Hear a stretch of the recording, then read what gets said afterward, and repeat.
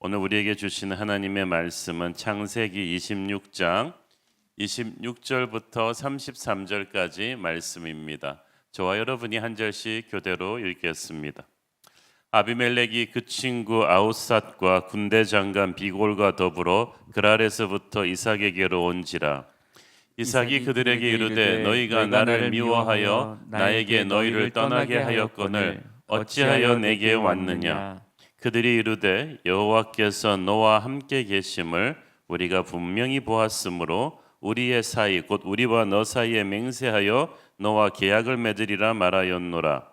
너는 우리를 해하지 말라. 이는 우리가 너를 범하지 아니하고 선한 일만 네게 행하여 네가 평안히 가게 하였음이니라. 이제 너는 여호와께 복을 받은 자니라. 이삭이 그들을 위하여 잔치를 베풀며 그들이 먹고 마시고 아침에 일찍이 일어나 서로 맹세한 후에 이삭이 그들을 보내매 그들이 평안히 갔더라. 그날에 이삭의 종들이 자기들이 판 우물에 대하여 이삭에게 와서 알리어 이르되 우리가 물을 얻었나이다 하매 그가 그 이름을 세바라 한지라. 그러므로 그 성읍 이름이 오늘까지 부엘세바더라. 아멘. 세상이 정글 같다고 하죠. 약육강식의 세상이기 때문에 독하지지 않으면, 세지지 않으면, 어떻게 해서든지 남을 짓밟고 일어나지 않으면 자기가 짓밟힌다고들 합니다.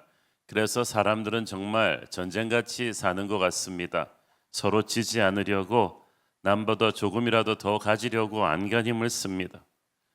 그러나 그것은 자기밖에 믿을 데가 없는 사람들 이야기입니다. 이 세상에서 모든 것이 끝난다고 생각하는 사람들 이야기입니다. 그러나 자기 자신이 아닌 하나님을 믿고 사는 우리 크리스천들은 영원한 세계가 있다고, 거기서 상급이 있다고 믿고 사는 우리 크리스천들은 사는 방식이 달라야 합니다. 지난 본문에서 우리는 이삭이 우물을 팔 때마다 그 우물을 약탈해가는 사람들이 있었음을 보았습니다. 물이 귀하던 당시 목축 문화 시대에 우물 하나를 얻으려면 수십 미터를 파고 들어가야만 했습니다. 그것도 수맥을 찾지 못하면 그 모든 노력이 다 허사였죠. 그래서 우물 하나 있으면 요즘 석유 유전 발견하는 것 이상의 가치가 있었습니다. 우물 주변으로 마을을 만들 수 있었고 족장이 되어서 그 마을을 호령할 수도 있었습니다. 그 동네 토박이들도 정말 평생에 한두 개 파기도 어려운 우물인데 그 귀하고 힘든 우물을 어찌된 셈인지 이삭이 파기만 하면 바로 수맥이 터졌습니다.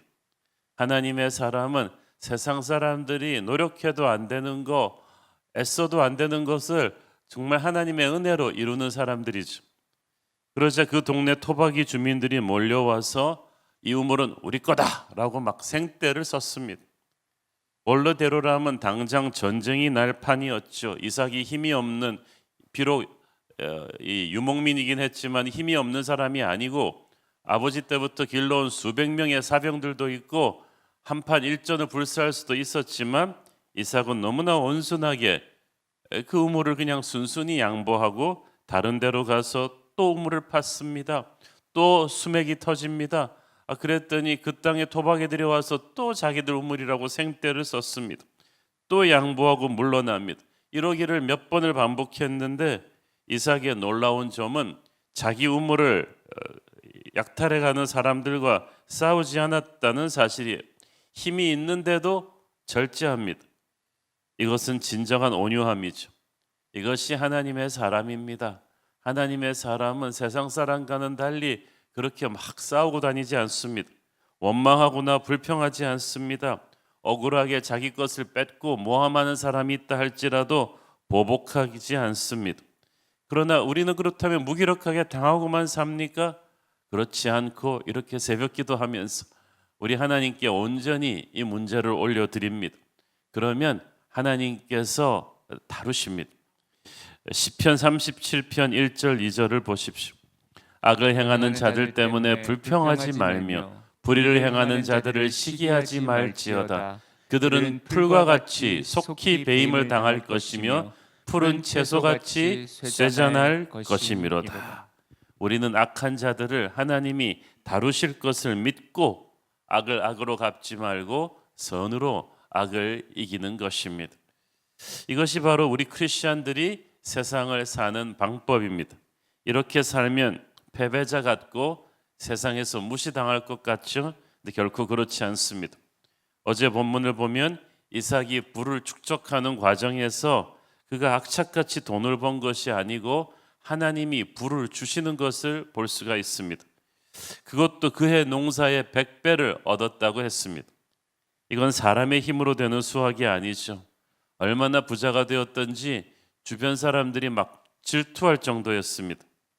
어떤 사람은 정말 남과 싸우고 양심도 없이 막 해가지고 돈을 벌지만 그렇게 번 돈이 잘 벌리지도 않고 오히려 관계도 파괴시키고 인생을 망치는 경우가 허다합니다.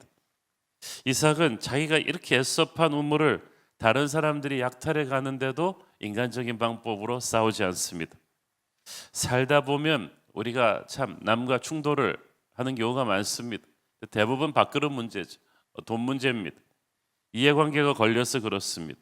근데 이삭이 밥그릇 문제, 돈 문제, 먹고 사는 이해관계 문제가 걸렸는데도 싸우지 않습니다. 왜냐하면 그의 관심이 항상 하나님께 있었기 때문입니다. 예배자는 그렇게 예배자의 특징은 그의 마음에 하나님의 은혜와 평강이 가득해서 이 세상 사람들 레벨로 내려와서 이렇게 막 싸우지 않아요. 그 우물을 자기가 팠죠. 그렇지만 이삭은 알았어. 이건 하나님이 은혜로 주신 선물이다. 그래서 그 우물을 지키기 위해서 인간적인 방법으로 싸우지 않은 것입니다. 빼앗기면 가서 또 새 우물을 판다는 것은 하나님이 또 새 우물을 줄 것이라는 믿음이 있기 때문이에요. 여러분이 잠시 손해를 입고 상처를 입었다 할지라도 그거는 과거예요.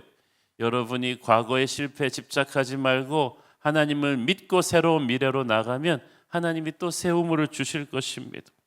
여러분을 떠났던 사람을 집착하지 말고 하나님의 섭리가 있을 것이라고 믿고 축복하고 떠나보내면 하나님이 또 새로운 사람을 주실 거예요. 하나님의 영광은 항상 우리의 미래에 있습니다. 이것을 이삭을 통해서 발견하게 됩니다. 남들이 그렇게 파기 힘든 우물을 이삭은 손만 대면은 팠고 터졌어요. 아무리 불경기라고 해도 아무리 취업 전쟁이라고 해도 하나님의 사람에게는 항상 하나님이 터뜨려 주시는 소망의 우물이 있는 줄을 믿습니다. 살 길을 열어 주실 줄을 믿습니다. 그러니까 너무 이렇게 두려워하지 마십시오. 오늘의 본문인 26절을 보니까 이삭이 이렇게 살고 있는 땅의 주인인 블레셋 왕 아비멜렉이 그 부하들을 이끌고 이삭을 방문합니다. 이삭의 세력이 너무 강성해진다고 자기들의 핵심 그 노른자 땅 다운타운에서 쫓아냈던 아비멜렉이 변두리로 가 있는 이삭에게 어찌된 셈인지 다시 찾아온 것입니다. 그것도 나쁜 일이 아니고 서로 평화조약을 맺자. 여기서 우리가 기억해야 될 것은 이 아비멜렉이 오래전 이삭의 아버지 아브라함에게도 찾아와서 똑같은 제안을 했다는 사실이죠. 그런데 이 평화조약이라는 것은 자기보다 열등한 존재랑 맺는 게 아니에요. 자기랑 적어도 힘이 비등하거나 월등하다고 믿을 때 스스로 그냥 찾아와서 평화조약을 체결하는 것입니다. 상대가 이쪽을 두려워하는 거예요. 그런데 아비멜렉이 그 땅을 통치하는 왕이거든요. 근데 아브라함도 그렇고 이삭도 그렇고 그냥 다른 곳에서 이주 와서 주님 눈치 보면서 살아야 되는 이방인이거든요. 그러니까 상식적으로 하면 아비멜렉이 절대 갑이에요. 아브라함이나 이삭은 을입니다. 그런데 하나님께서 아브라함과 동행하시며 축복하시는 것을 아비멜렉이 몇 년 동안이나 지켜보고 나서 정말 하나님이 함께하는 사람이구나 라고 감동을 받습니다. 그래서 오히려 찾아와서 우리가 자손 대대까지 상호 불가침 조약을 맺자 그렇게 제안했던 거예요. 그런데 이번에는 오래전 아브라함 때처럼 아비멜렉이 또 찾아왔어요. 사전에 예고도 없습니다. 그리고 자기의 최측근들을 거느리고 함께 이삭을 방문했어요. 정말 이례적인 일이죠. 상식적으로 보면은 아쉬운 쪽이 물켠다고 원래 힘 없는 자가 힘 있는 자를 찾아오는 거거든요. 할 말이 있으면 또 힘 있는 자가 부르면 오게 돼 있잖아요. 그런데 어찌된 셈인지 강한 자가 약한 자를 먼저 찾아왔어. 갑이 을을 먼저 찾아온 거예요. 이 땅의 최고 권력자인데 그 이주민 족장에 불과한 이삭을 또 찾아왔어. 이것부터 좀 신비로운 은혜죠. 찾아와 가지고 아버지 아브라함에게 했던 것과 똑같은 말을 토시 하나 빠뜨리지 않고 그대로 말합니다. 28절 29절 보세요. 그들이 이르되 여호와께서 너와 함께 계심을 우리가 분명히 보았으므로 우리의 사이 곧 우리와 너 사이에 맹세하여 너와 계약을 맺으리라 말하였노라. 너는 우리를 해하지 말라. 이는 우리가 너를 범하지 아니하고 선한 일만 네게 행하여 네가 평안히 가게 하였음이니라. 이제 너는 여호와께 복을 받은 자니라. 한마디로 아비멜렉은 하나님이 너와 함께한다는 사실을 네가 떠나고 나서야 알게 되었다. 분명히 아버지 아브라함 때에 평화조약 맺을 때 너와 네 자손과 자손의 자손까지 적어도 3대까지 이 조약이 유효한 것으로 하자고 해놓고 자식 이삭의 때에는 언제 그런 조약이 있었냐는 듯이 이삭을 괴롭히다가 자기 땅에서 내쫓은 게 아비멜렉이잖아요. 그 아브라함 때 맺은 조약을 일방적으로 깨버린 것은 아비멜렉이었어요. 그는 아브라함 때는 하나님의 임재가 그들과 함께한다는 확신이 있었지만 설마 자식 이삭에 대해까지 계속해서 하나님의 축복이 흘러갈까 하는 의구심이 있었던 것 같습니다. 그런데 그 땅에서 이삭이 복을 받아 100배 추수를 하는 걸 보고 너무 놀랐어요. 이를 시기한 자들이 백성들이 막 이삭의 우물을 흙으로 메꾸고 이삭의 우물을 억지 써서 차지하는 억지를 부리는데도 다 자기 백성들이 하는데도 가만히 있다가 아비멜렉은 나중에는 자기 백성들 편들어서 오히려 이삭을 쫓아내기까지 했습니다. 이게 세상 리더십의 한계, 이것이 관의 특성입니다. 민심에 예민할 수밖에 없어요. 그죠? 무엇이 옳고 그르냐, 소수의 권리 이런 건 상관없고 그냥 자기 백성들 눈치 본 거죠. 그런데 그렇게 이삭을 내쫓고 나서도 아비멜렉이 이삭의 일거수일투족을 살펴보고 있었습니다. 아버지 아브라함으로부터 물려받은 우물들은 다 내쫓아버리고 쫓겨났으니까 사업 기반을 다 뺏어버리고 몸만 내쫓은 셈인데 어찌된 셈인지 불평 한마디 없어요.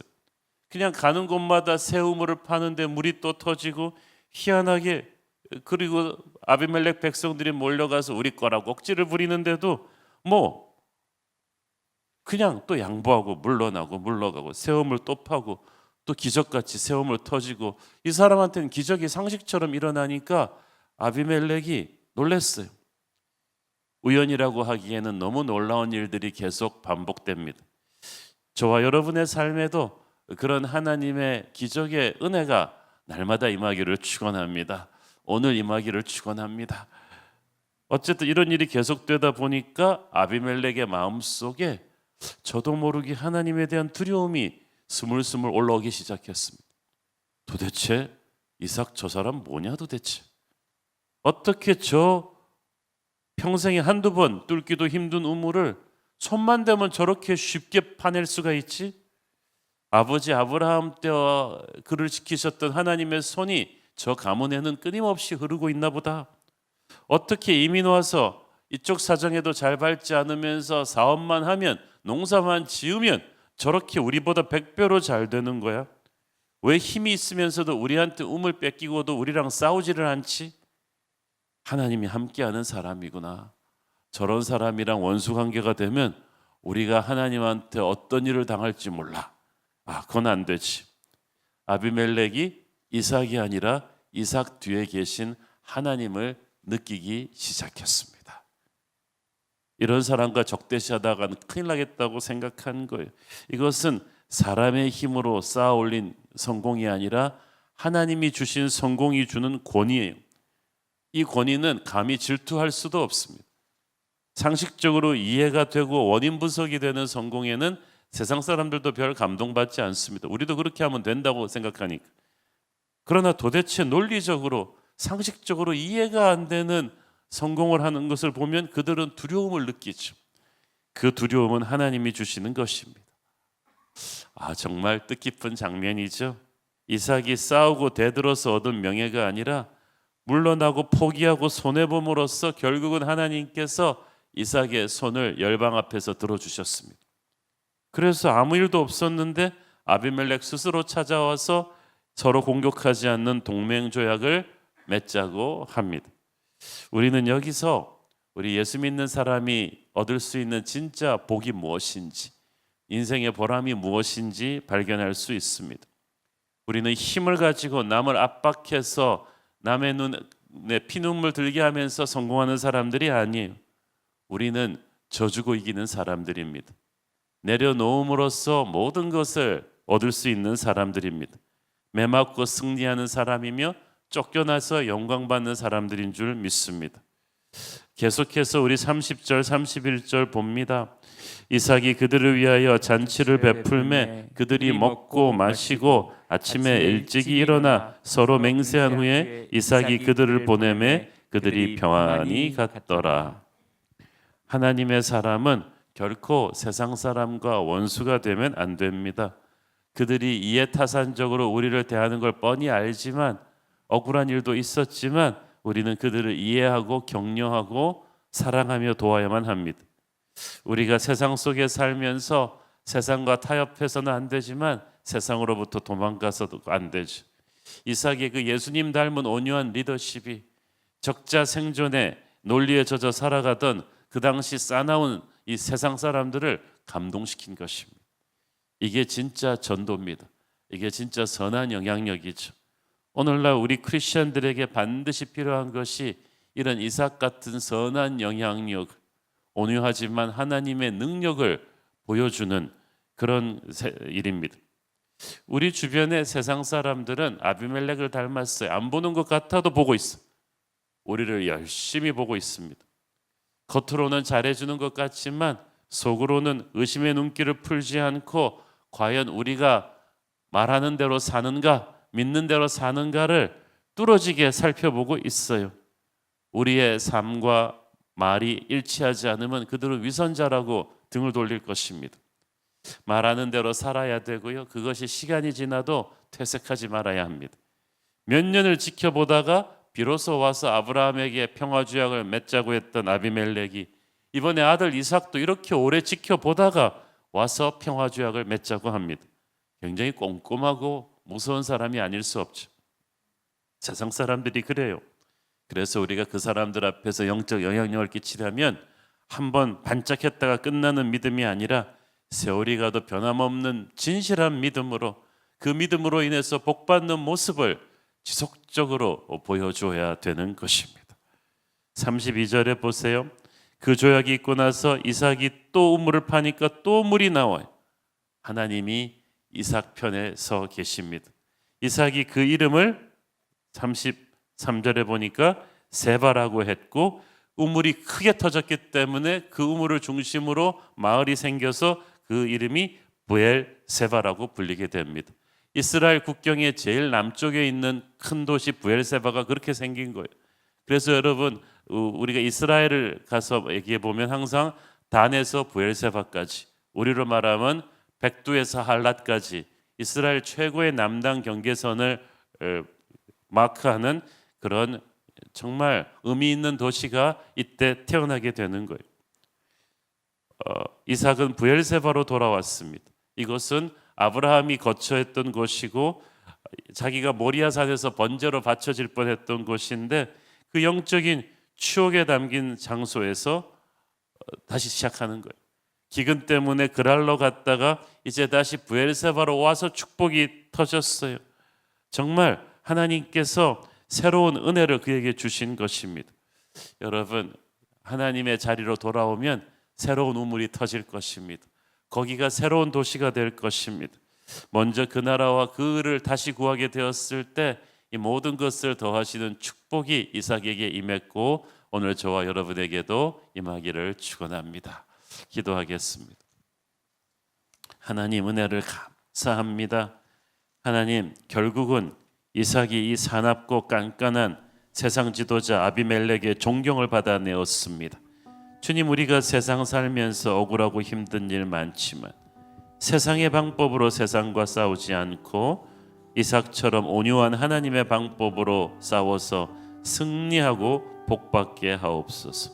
그 누구도 하나님이 우리를 위해서 예비하신 복을 앗아갈 수가 없음을 믿음으로 선포합니다. 예수님 이름으로 기도했습니다. 아멘.